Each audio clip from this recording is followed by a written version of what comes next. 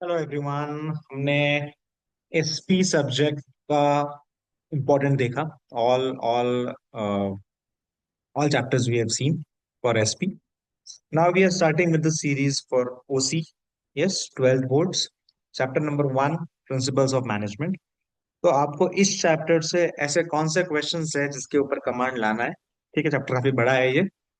उससे पहला question undoubtedly is going to be the Henry Fayol's theory of management. Important मतलब बहुत important. ठीक है। सो हेनरी फेयोल के जो 14 प्रिंसिपल्स है, ये आपको सब पता होने चाहिए। आइडियली इनमें से कुछ क्वेश्चंस के ऊपर आपको छोटे क्वेश्चंस आ सकते हैं, explanation for explain in brief for 2 marks और सो। सो छोटे क्वेश्चंस आने के भी चांसेस है on any of the principle. But और ये क्वेश्चन आपका 8 मार्क के लिए भी आ सकता है, एक्सप्लेन एनी 7 और 8 प्रिंसिपल्स ऑफ मैनेजमेंट। ठीक है। आपको ये 14 के 14 प्रिंसिपल्स करने हैं। मैं आपको बिल्कुल क्रक्स में बताऊंगा कि 14 प्रिंसिपल्स में क्या अल्टीमेटली हेनरी फेयोल ने बोला है। ठीक है। पहला principle is principle of division of work. मतलब सिंपल बोला है कि काम को डिवाइड करो। एक ही पर्सन ने सब काम नहीं करना चाहिए, तो काम को डिवाइड कर देना चाहिए। जिसको जो आता है उसको वो काम देना चाहिए। जिसके पास जो क्वालिटी है, जो कैपेबिलिटी है, वो हिसाब से उसको काम देना चाहिए। आप अकाउंट्स में अच्छे हो, आप अकाउंट संभालो। आप मार्केटिंग में अच्छे हो, आप मार्केटिंग संभालो। That is simple principal of division of work. दूसरा प्रिंसिपल है principle of authority and responsibility. इसमें सिंपल क्रक्स ये बोला है कि जिसके पास भी अथॉरिटी है, उसको उसके साथ में रिस्पॉन्सिबिलिटी भी लेते आना चाहिए। आप सिर्फ अथॉरिटी लेके जवाबदारी, रिस्पॉन्सिबिलिटी, जिम्मेदारी नहीं लेते हो तो नहीं चलेगा। ठीक है। और जिसके ऊपर भी रिस्पॉन्सिबिलिटी है, उसको अथॉरिटी देनी चाहिए। तो सिंपल फंडा, अथॉरिटी और रिस्पॉन्सिबिलिटी दोनों हैंड इन हैंड जाएंगे। ठीक है। जिसके पास प्रॉपर अथॉरिटी है, उसको रिस्पॉन्सिबिलिटी लेते आनी चाहिए। और जिस जो भी पर्सन रिस्पॉन्सिबल है, उसके पास अगर अथॉरिटी नहीं होगी तो वो काम नहीं कर पाएगा। सो दोनों ही होने चाहिए, अथॉरिटी भी और रिस्पॉन्सिबिलिटी। ठीक है। तीसरा प्रिंसिपल बोला हुआ है प्रिंसिपल ऑफ डिसिप्लिन। डिसिप्लिन मतलब सिंपल बोला है कि जो भी काम करेगा ऑर्गेनाइजेशन में, उसने ऑर्गेनाइजेशन के रूल्स को फॉलो करना है, रेगुलेशंस को रिस्पेक्ट देना है और उनको फॉलो करना है। आप अगर हर एक एम्प्लॉय अपनी मन मर्जी करेगा, तो हम लोग हमारे ऑर्गेनाइजेशनल गोल के तरफ नहीं बढ़ सकते। So hence the principle says that that हर एक हर एक मैनेजमेंट लेवल पे, चाहे वो टॉप लेवल हो, मिडिल लेवल हो, लोअर लेवल हो, जो भी रूल्स रेगुलेशंस हैं, जो भी रिक्वायर्ड डिसिप्लिन है, वो मेंटेन होना ही चाहिए। ठीक है, यहाँ पे कोई कॉम्प्रोमाइज नहीं चले। चौथा है principle of unity of command. Simple फंडा, हर एक एम्प्लॉय को सिर्फ और सिर्फ एक ही सुपीरियर होना चाहिए। ठीक है। मतलब एक पर्सन को एक ही बॉस ने ऑर्डर देना चाहिए, ना कि एक पर्सन को मल्टीपल लोग ऑर्डर देंगे। क्योंकि अगर ऐसे मल्टीपल लोग ऑर्डर देंगे तो वो कंफ्यूज हो जाएगा कि किसके लिए काम करें।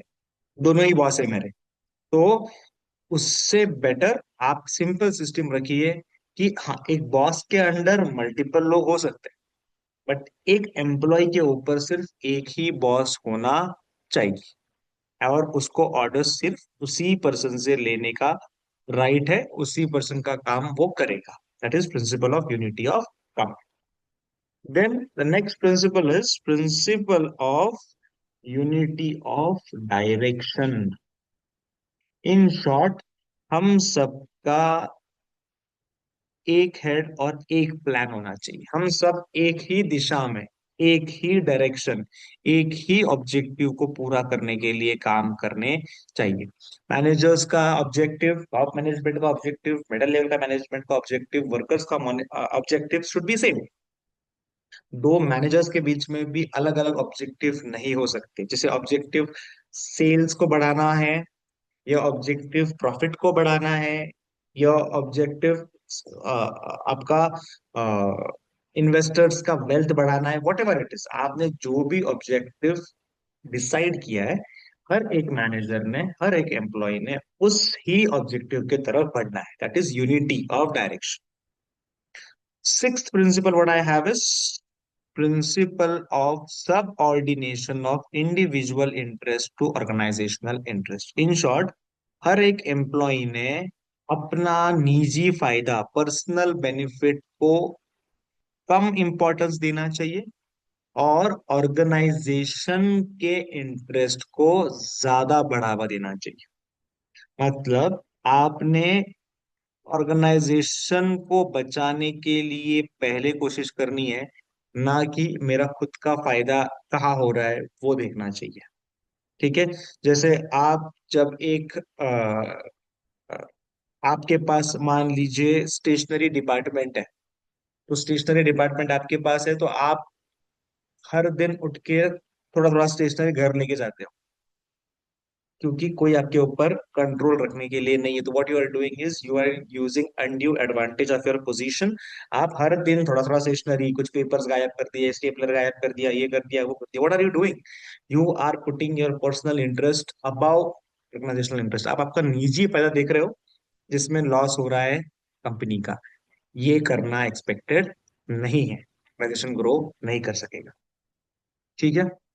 Then the next principle is principle of centralization. Centralization का मतलब सिंपल है। अगर आपका ऑर्गेनाइजेशन एक छोटा ऑर्गेनाइजेशन है, एक दो ब्रांचेस का, तो आप डिसीजन मेकिंग फ्यू हैंड्स में या वन हैंड में रख सकते हो। मतलब सारे डिसीजंस हेड ऑफिस ले रहा है, या सारे डिसीजंस ब्रांच का हेड ले रहा है। अगर आपका एक छोटा ऑर्गेनाइजेशन है, एक दो तीन चार पांच ब्रांचेस है आपके, तो सारे डिसीजंस एक जगह से लिए जा रहे हैं, ऐसा हो सकता है।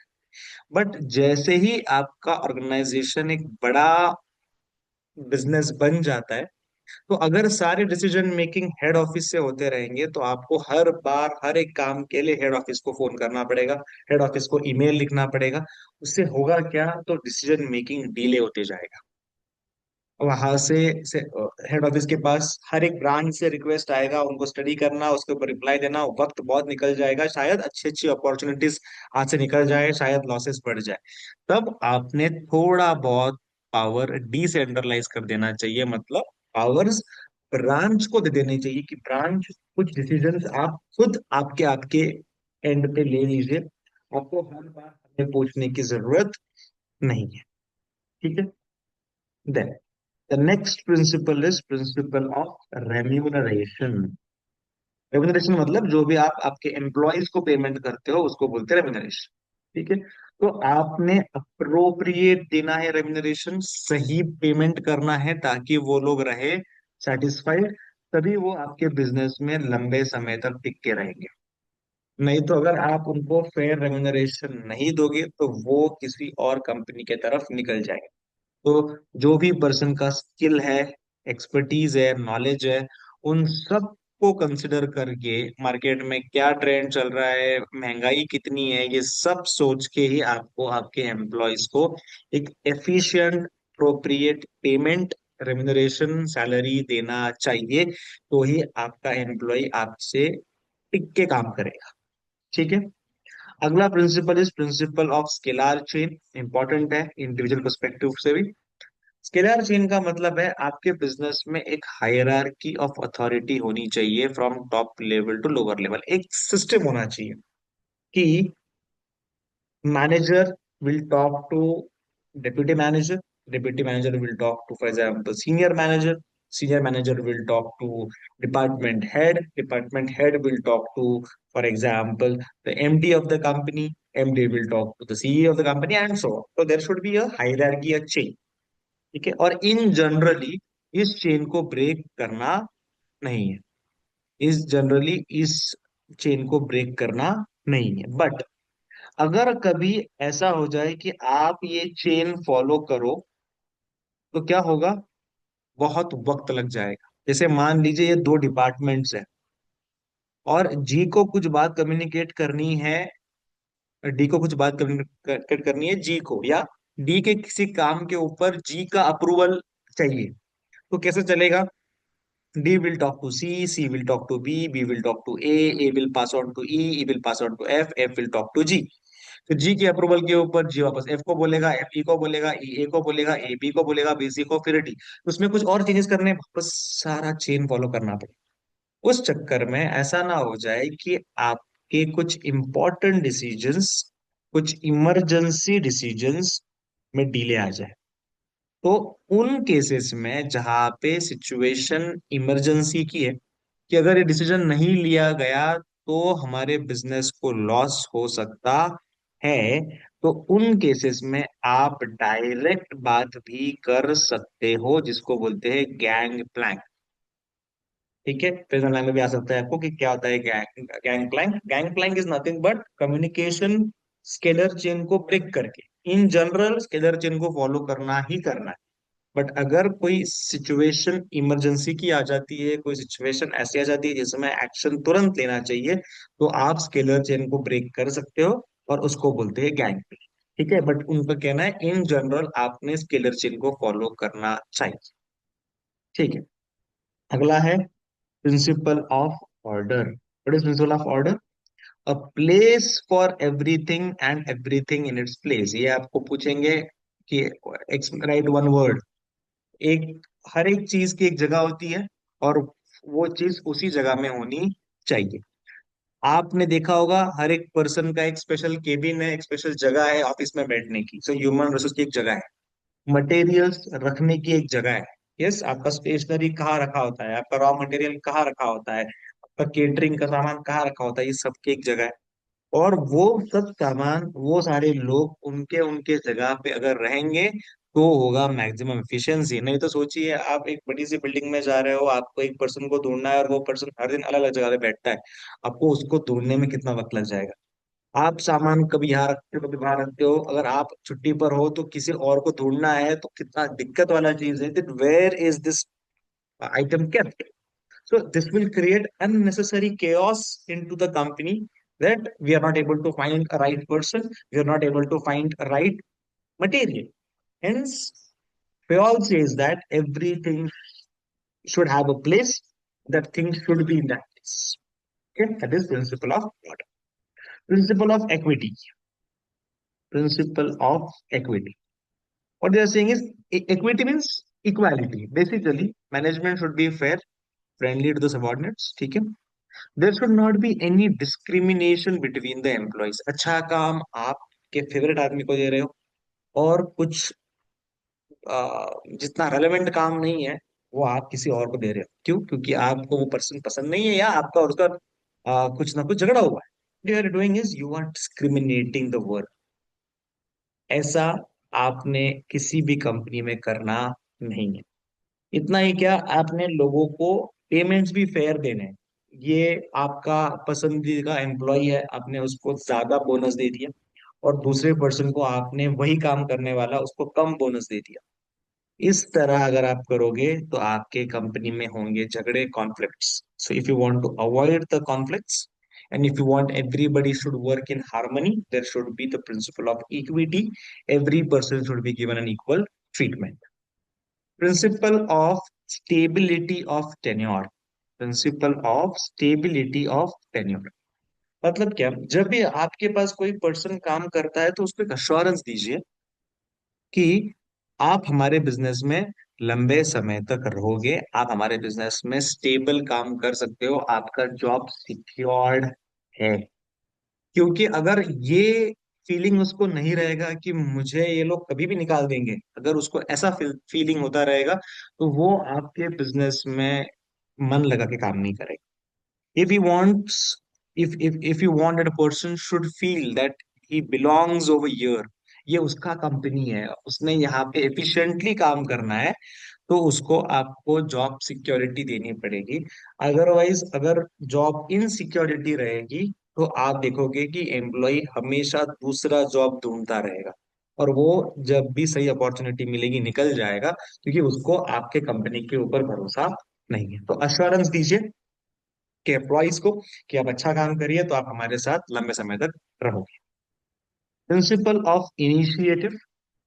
तो यहाँ पे इनिशिएटिव मतलब आपने आपके वर्कर्स को फ्रीडम देना है कि आपको अगर जो काम दिया है वो करने का अगर आपके पास कोई बेटर तरीका है तो आप इनिशिएटिव ली आप आपके काम को बेटर करें। ये ऐसा नहीं होना चाहिए कि मैंने तुझे बोला है तुझे वैसे ही काम करना है, नहीं। Let them think that how can they make improvements innovation in the work. आपके आपका एम्प्लॉय आपके पास आता है विद सजेशन और आप बोलते हो नहीं नहीं हम नहीं सुनेंगे तेरी बात, हमने तुझे जो बोला है तुझे वही करना है। क्या आपको लगता है वो आपके कंपनी में आगे से he will start thinking about the company, he will start thinking how to work better? नहीं, उसको लगेगा कि आप सुनते नहीं हो। वो आपकी कंपनी में जैसे आप बोलोगे वैसे करेगा। ही इज नॉट इंटरेस्टेड कि इससे रिजल्ट आए या ना आए। तो आपने आपके कंपनी में प्रिंसिपल ऑफ इनिशिएटिव अप्लाई करना है, फ्रीडम देना है आपके एम्प्लॉयज को to work in a much better way, and the discussions the suggestions should be welcome. ठीक है। और आखिरी का प्रिंसिपल है principle of esprit de corps, also called as team work. Basically उनका कहना था कि यूनियन इज स्ट्रेंथ। अगर सब लोग साथ में मिलके काम करें तो हम सच में कुछ तो वैल्यूएबल कर सकते हैं। ठीक है। अगर आपके पास टीम स्पिरिट है, यस, आप सबके ऑर्गेनाइजेशनल गोल्स एक ही है, तो उसको अचीव करना ज्यादा इजी होगा एज कंपेयर टू ऐसे ऑर्गेनाइजेशन जहाँ पे टीम के बीच में कोई कोऑर्डिनेशन नहीं है। तो आपके कंपनी में एस्पिरिटी कोर्स, इन शॉर्ट आप टीम वर्क बिल्ड करिए। आप एम्प्लॉयज को समझाइए कि हमें सब साथ में काम करना है। यहाँ पे कोई इंडिविजुअली कंपनी चला नहीं रहा है, हम सब मिल के कंपनी रन कर। This happens then the company can flourish. ये 14 प्रिंसिपल्स हेनरी फेयोल ने दिए थे। Hence he is also called as the father of modern management. Yes, he gave these 14 principles, which, if applied by an organization, you can see tremendous improvement, tremendous efficiency, and good progress into that company. ठीक है। तो ये एक पहला question जो आपको याद रखना है इस चैप्टर से। देन दूसरा क्वेश्चन, डब्ल्यू टेलर का मैनेजमेंट प्रिंसिपल्स तो है, इसमें इससे भी ज्यादा इंपॉर्टेंट रहेगा आपके लिए जो टेक्निक्स ऑफ साइंटिफिक मैनेजमेंट है। ठीक है। तो टेक्निक्स ऑफ साइंटिफिक मैनेजमेंट में आपको क्या क्या, आप सारे याद करने की जरूरत नहीं है। You can remember any any 3 और 4। ठीक है। तो कोई भी 3 4 टेक्निक्स आपको याद रखने हैं ऑफ साइंटिफिक मैनेजमेंट। पहला is going to be work study. Basically Taylor का कहना था कि आप काम को स्टडी करो। जो भी ऑर्गेनाइजेशन में जो भी लोग काम कर रहे हैं उनके काम को आप देखो, उनके काम को स्टडी करो, और फिर देखो कि क्या हम इन कामों को और बेटर वे से कर सकते हैं। तो उसमें क्या क्या स्टडी करो, उसमें उसने बोला सबसे पहले आप टाइम स्टडी करो। आप देखो कि हर एक एम्प्लॉय को कितना वक्त लग रहा है कोई टास्क को पूरा करने में। ठीक है। और फिर आपको मिल जाएगा कि इन जनरल एवरेजली कुछ एम्प्लॉयज को ज्यादा वक्त लग रहा होगा, कुछ एम्प्लॉयज को कम वक्त लग रहा होगा। तो आप एक एवरेज निकाल के आपको ये मिल जाएगा कि हमारा एक स्टैंडर्ड टाइम कितना होना चाहिए। अब अगर कोई एम्प्लॉय स्टैंडर्ड टाइम से ज्यादा वक्त ले रहा है, आपको क्या करना है, उसका काम को स्टडी करके उसको समझाना है कि क्या गलत कर रहा है जिससे वो उसका टाइम कम करके एफिशिएंटली काम कर सके। So this is going to be a major कि कौन सा वर्कर एफिशिएंटली काम कर रहा है और कौन सा नहीं कर रहा है। और जो नहीं कर पा रहे उनको आपको by other ways you will have to teach them and ensure that वो लोग भी एफिशिएंसी बढ़ाए। ये पहला स्टडी। दूसरा उसने बोला मेथड स्टडी करिए। दैट इज, एक काम करने के बहुत सारे मेथड्स होते हैं, तो आप सबसे बेस्ट क्वालिटी का और सबसे कॉस्ट इफेक्टिव मेथड देखिए। ऐसा ना हो जाए कि आप बेस्ट क्वालिटी का करने में बहुत खर्चा कर दें उसके पीछे। बहुत कॉस्टली भी नहीं होना चाहिए और इफेक्टिव भी, और अच्छा क्वालिटी का भी। ठीक है। इससे होगा क्या, इससे आपका टाइम कम होगा। Yes, vestiges of time will be reduce, raw material wastage will reduce, and it will be helpful in determining the method for handling all this things, basically आपका बिजनेस करने का आपको एक प्रॉपर मेथोडोलॉजी मिल जाए। तीसरा study करिए motion study. Motion study में आपको क्या देखना है, आपके एम्प्लॉयज का मूवमेंट देखना है, और एज वेल मशीन्स का, मतलब कोई डिवाइस का मूवमेंट, कोई वर्कर का मूवमेंट आपको देखना है। और देखना है कि अगर कोई भी अननेसेसरी मोशन है, कोई भी अननेसेसरीली एक्शन वो पर्सन को करना पड़ रहा है, तो आप उसको रिमूव करिए। जैसे आपने देखा कि कोई पर्सन है जो, मान लीजिए आपके कंपनी में बायोमेट्रिक है। सो बायोमेट्रिक में कोई पर्सन अपना थंब लगा के अटेंडेंस लगाता है। उसके बाद उस आपकी कंपनी में सिस्टम है कि एक रजिस्टर भी मेंटेन करके रखा हुआ है। वो रजिस्टर में जाके उसको वापस उसका नाम लिखना है, और वो कितने टाइम पे इन आया वो भी लिखना है, कितने बजे आया वो लिखना है। अब आपको दिखेगा ये एक स्टेप है जिसकी कोई जरूरत नहीं थी, कि जब आपके पास ऑलरेडी बायोमेट्रिक सिस्टम है जो एक इंश्योर कर सकता है कि कौन पर्सन कितने बजे आया, तो एक मैनुअल रजिस्टर की आपको जरूरत नहीं है। You should remove this. Time बचेगा अननेसरली, वहां पे लाइन में चार लोग खड़े हैं, अपना नाम और टाइम लिखने के लिए जरूरत नहीं है, वो बंदे आगे जाके काम शुरू कर सकते हैं। So you will have to study the motion, unnecessary actions को कम करना पड़ेगा। और इसी पे आपको समझेगा कि फटीग स्टडी मतलब, अगर आपके वर्कर्स को ब्रेक नहीं मिलेगा, वर्कर्स को यू नो आपके आपके वर्कर्स के ऊपर बहुत प्रेशर है, बहुत टेंशन है, बहुत काम करना पड़ रहा है, बहुत फिजिकल वर्क करना पड़ रहा है, तो होगा क्या, workers will feel fatigue, stressed, थके हुए रहेंगे। अगर वो थके हुए रहेंगे तो उनकी हेल्थ पे खराब असर तो होगा ही होगा, साथ में उनके काम की एफिशिएंसी भी कम हो जाएगी। तो आपको क्या इंश्योर करना है कि आप आपके वर्कर्स को प्रॉपर ब्रेक्स दीजिए, आप उन्हें ज्यादा प्रेशराइज ना करें, आप उन्हें पुअर वर्किंग कंडीशंस ना दे, इसके जगह पे उनको एक अच्छे प्रॉपर वेंटिलेटेड अच्छे वर्किंग कंडीशंस दे, जिससे कि उनका स्ट्रेस लेवल कम हो, थकावट कम हो, फटीग कम हो, और वो और बेटर काम कर सके। That is called as fatigue study. ठीक है। So he is saying that you should do this work study. उसमें चारों बातें आती है। ये वर्क स्टडी करोगे तो आप आपके वर्कर्स का वर्क अच्छा कर सकते, एफिशिएंट कर सकते। दूसरा कहना था उसको कि आप टूल्स को करो स्टैंडर्डाइज। यस।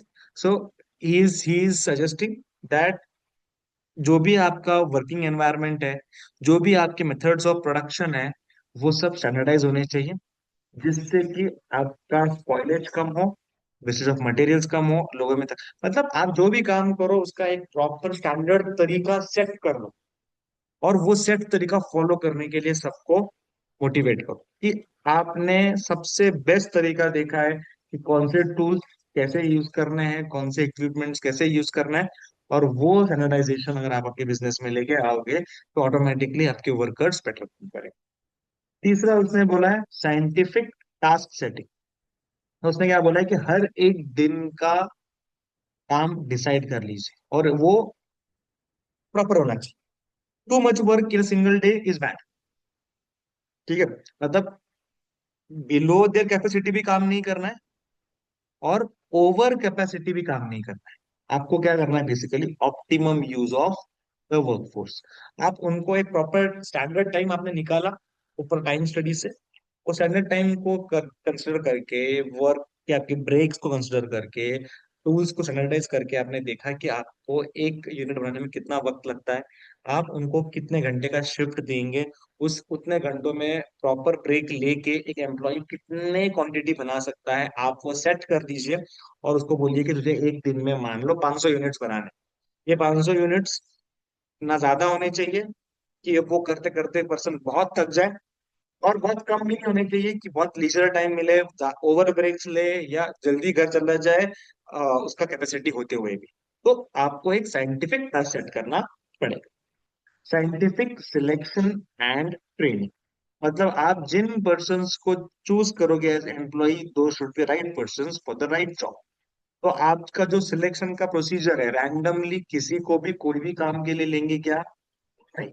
आपने प्रॉपरली जॉब स्पेसिफिकेशन बताना है कि आपको इस जॉब के लिए क्या क्वालिटीज रिक्वायर्ड है, और जो पर्सन्स उन क्वालिटीज में फिट होते हैं सिर्फ उन्हीं वर्कर्स को आपको लेना है, बेसिकली। ठीक है। साइंटिफिक सेशन ट्रेनिंग, इतने चार पॉइंट्स आप याद रखिए। In techniques of scientific management, that is more than enough. Henry Philip 14 principles याद रखिए। प्रिंसिपल्स ऑफ टेलर भी हम लोग एक बार देख लेते हैं, सेकेंडरी इंपॉर्टेंस का है, बट यस पता होना चाहिए। सो टेलर ने भी कुछ प्रिंसिपल्स दिए। पहला उसने बोला है science not rule of thumb. उसका कहना है कि बॉस आप जो कुछ भी करते हो ना, उसमें रूल ऑफ थंब मतलब ट्रायल एंड एरर मत करना। मतलब ये करके देखते देखो क्या होता है, नहीं अच्छा दूसरा काम करके देखते देखो क्या होता है, नहीं तीसरा काम करके, मतलब ट्रायल एरर मत करिए। इनसे बेटर है कि आप आपके काम का साइंटिफिक एनालिसिस करिए। ठीक है, आपके पर्सनल जजमेंट्स को बाजू में रखिए। मैनेजर को लगता है कि यही करना अच्छा है, यही करते हैं, तो बस ये करना अच्छा है ये तुझे लगता है, बट क्या सच में ये करना अच्छा है कि नहीं, ये स्टडी करना पड़ेगा। ठीक है, हर एक छोटे काम का साइंटिफिक स्टडी करिए और then find out what is the best way of performing a job. So trial and error को यूज नहीं करना है, साइंटिफिक वे से काम करना है, ये पहला प्रिंसिपल। दूसरा, हार्मनी नॉट डिस्कॉर्ड। इसका मतलब है एम्प्लॉयज और मैनेजमेंट के बीच में प्यार मोहब्बत होनी चाहिए, हार्मनी होनी चाहिए। Yes, employees should feel that management हमारे लिए कितना कुछ करता है, और मैनेजमेंट शुड फील कि हाँ एम्प्लॉयज हमारे लिए कितना काम करते हैं, हमें उनका ध्यान रखना चाहिए। दोनों ने एक दूसरे के बारे में सोचना है, एक दूसरे को क्या रिक्वायर्ड है वैसे काम करना है, दोनों में हार्मनी चाहिए। Management should not think employees कुछ काम नहीं करते, उनके ऊपर प्रेशर डालो, उनको तकलीफें दो, नहीं। Employ should not feel management हमारे लिए सोचता नहीं, मैनेजमेंट हमको अच्छा पेमेंट करता नहीं। No, you should have a proper coordination among the employees and the. तीसरा, he introduce the concept of mental revolution, जो एक्चुअल में ऊपर सेकंड वाले पॉइंट का ही एक्सटेंडेड वर्जन है। वो बोलता है कि एम्प्लॉयज और मैनेजमेंट का एक दूसरे की तरफ जो एटीट्यूड है, जो आई टोल्ड यू अभी, कि दोनों को लगना चाहिए कि दोनों की इक्वल इंपॉर्टेंस है। मैनेजमेंट को नहीं लगना चाहिए कि हम मैनेजमेंट है, हम जो चाहे वो कर सकते हैं, नहीं, आप बिना एम्प्लॉय से कुछ नहीं कर सकते। और एम्प्लॉय को नहीं लगना चाहिए कि हम लोग है इसलिए कंपनी चल रही है, नहीं, मैनेजमेंट का भी रोल उतना ही इंपॉर्टेंट है। So there should be full cooperation between these two groups, management also and employees. उसी का extended again, that there should be cooperation not individualism. मतलब एक म्यूचुअल कोऑपरेशन चाहिए between the employees and management. ठीक है, वो कैसे आएगा? ट्रस्ट से आएगा, टीम स्पिरिट से आएगा। यस, जिसमें management should always consider the suggestions given by the employees. Management ने एम्प्लॉय का सुनना है, और employees should also resist from going on strikes or making unnecessary demands from management. So both of them should consider each other. Yes, ये दोनों pillars है, दोनों एक strong foundation है। yes, तो ये तीनों ही पॉइंट एक्चुअली एक ही चीज बता रहा है,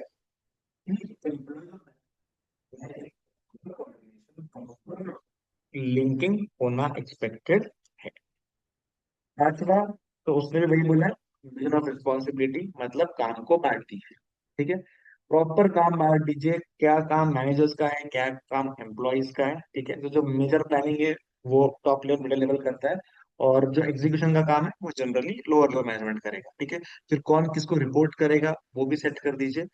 managers should help encourage and guide the employees. Manager should not B rigid that तुम तुम्हारा काम देख लो, नहीं, एम्प्लॉयज को जो मदद चाहिए वो मैनेजर्स ने प्रोवाइड करनी है। एंड आखिर में, development of employer and employ for greater efficiency and maximum prosperity. ठीक है, तो जो कुछ भी आपने आपके एम्प्लॉय को ट्रेनिंग डेवलपमेंट देना पड़ेगा।